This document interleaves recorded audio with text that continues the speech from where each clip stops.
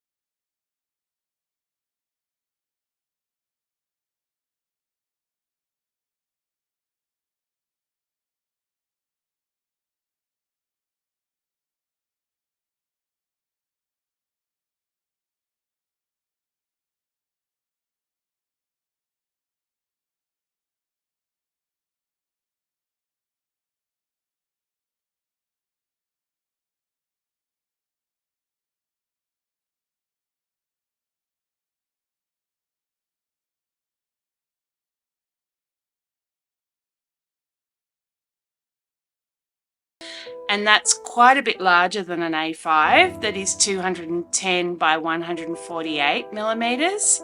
A midi, which is 180 by 120 millimeters and is exactly halfway between an A5 and an A6.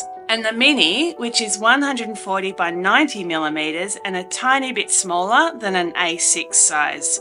If you're now thoroughly confused, the dot grid journals only come in two sizes. The ultra size, which I have here and can compare it to an A5, and then the midi size, which is a bit smaller. There is an endless range of cover designs in both their softcover flexi range and hardcover, but only if you're prepared to use blank, lined or grid pages. If you want the dot grid pages, there are typically 2 to 4 designs in circulation for the larger ultra size and about 5 to 8 designs for the smaller midi size. For several years, I looked at the limited range of journals, the cover designs available in the dot grid planner, and it put me off buying one. What I always really wanted was this Aurelia cover, but with dot grid inside. Like, I love the flex. I love everything about this journal, but yeah, it wasn't to be. They still haven't come out with an Aurelia version of a dot grid planner. In the dot grid planners, the midi is only available in 120 GSM paper, and the ultra size is only available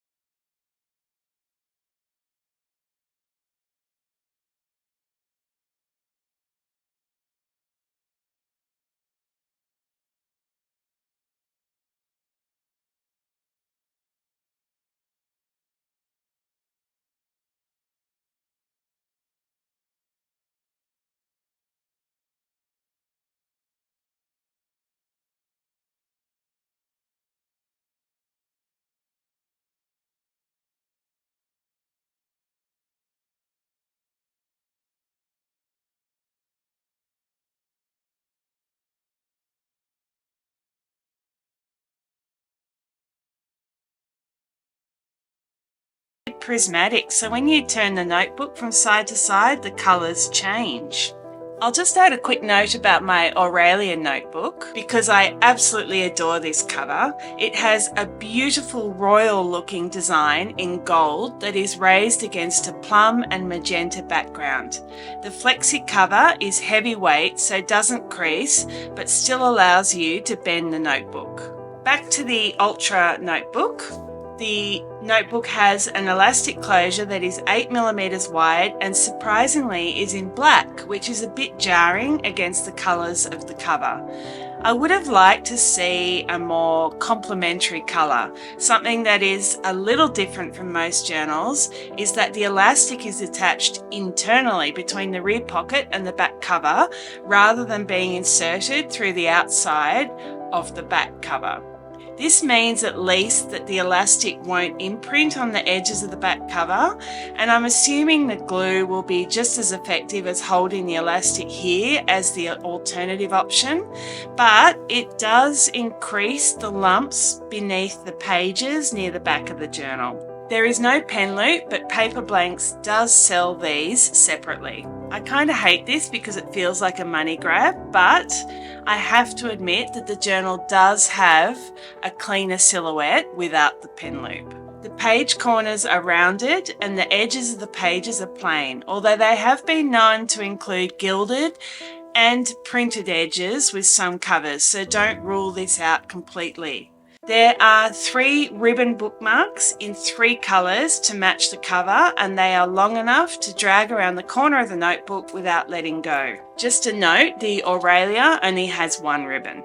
There is a rear pocket that goes across the whole back cover and is just large enough to hold the gifted stencil ruler.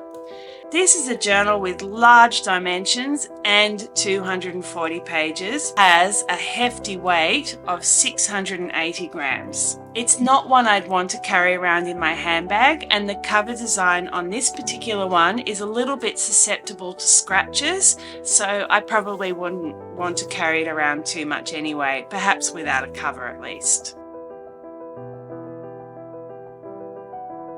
This journal is bound the same as most other hardbound notebooks, and I've finally learned the word for it, smythe sewn, where the individual signatures have folded page stitched at the centre and then all the signatures are stitched together, a bit of glue added at the spine, and then a piece of paper or cloth laid over the spine edges. This is a big journal, so it has 15 signatures, and because there's so many, it doesn't sit quite as flat as it would with less signatures. There's just more bulk at the spine. The quality of the binding is excellent. The joins between signatures are clean and the pages still sit flat close to the spine, with no glue causing any problems. Because of the bulk, the stitching at the centre of each signature is kind of tucked away, so you barely see that either. The ribbons are glued inside the spine paper, so are well secured and shouldn't fall out. The page edges sit neatly inside the cover on all sides. Overall, this is a really well-made notebook and looks pretty durable. As a side note, I've been toting around my Aurelia Flexi for a few years now. It also has a stitched binding with signatures and lays flat, and it has been very durable, still feeling like it did when I first purchased it. 5 stars for quality.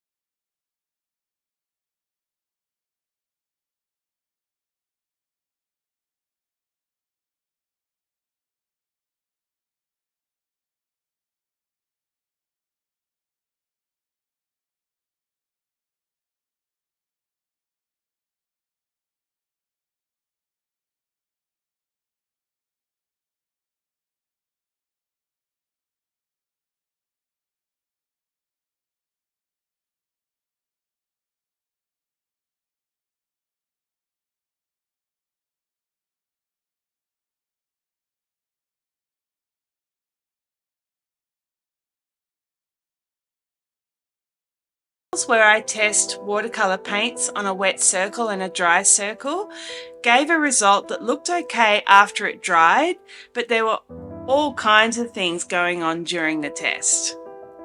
The paper